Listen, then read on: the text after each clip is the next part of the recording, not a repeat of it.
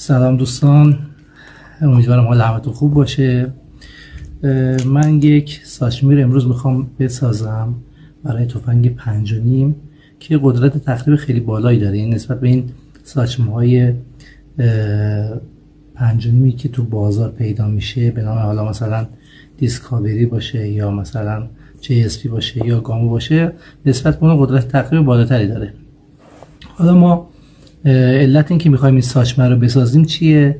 به خاطر اینکه ساچمه که برای این اسلحه PCP یا برای تفنگ‌های بادی ساخته میشه همشون از جنس سرب هستن و اینا بعد از برخورد با جسم سخت دفرمه میشه و باعث میشه که این قدرت تخریب زیاد جالبی نداشته باشه. ولی اگه این ساچمه از فولاد ساخته بشن میتونه قدرت تخریب بالاتری داشته باشه. حالا من برای این قضیه یه طرحی دارم که اینو میخوام با شما به اشتراک بذارم، امیدوارم خوشتون بیاد. خب ما برای ساخت این ساچمه احتیاج داریم به ساچمه های شماره 5 میلیمتری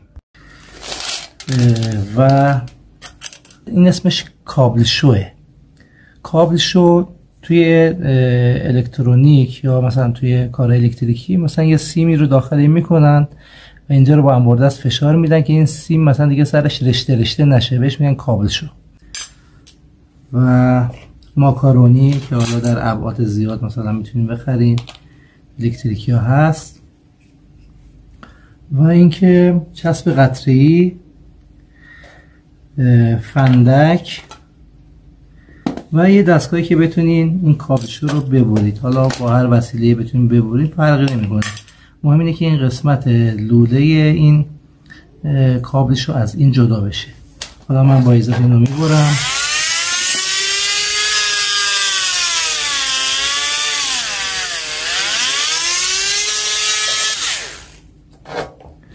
خب این برش خورد. حالا من اضافاتشو میگیرم و یه مقدار اینو تمیزش میکنم که این تمیز بشه. علت این که اینو من پشتشو باز میکنم اینه که باد بتونه راحت داخل این فرو بره و بتونه قشنگ قدرت پرتاب خوبی بهمون بده.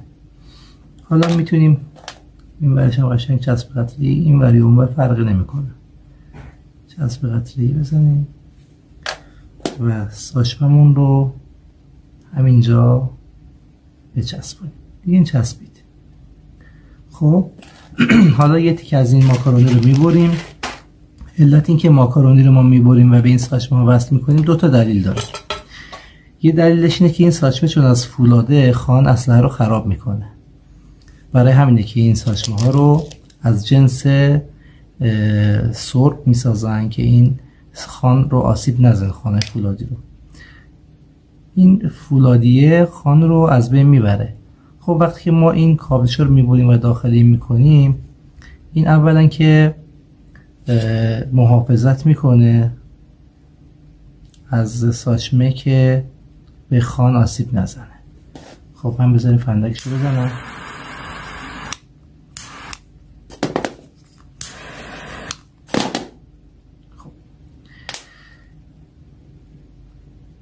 دومین دلیلش اینه که این باید اندازه‌شون، این کابل‌ها سایزشون 5 میلیمتره، این یه نیم میلیمتر به قطر کابلشو اضافه میکنه که داخل تفنگتون راحت جا بره و فضا برای در رفتن باد نداشته باشه. حالا این یک ساچمه خیلی کامل و آماده است، شما میتونید از این استفاده بکنید و ازش لذت ببرید. منتها یک نکته که بهتون میگم اینه که حتما باید رعایت بکنید. حتما این رو قبل از این که استفاده بکنید باید بهش وازلین بزنید که این لاستیکی که داخل خان میچرخه، چون حرارت تولید میشه موقع چرخیدن این ساچمه داخل خان، این حرارت باعث میشه که این کنده بشه این پلاستیک. ولی اگه بهش وازلین بزنید به راحتی داخل خان میچرخه و از اون بر خارج میشه. خیلی ممنون که با من همراه بودید.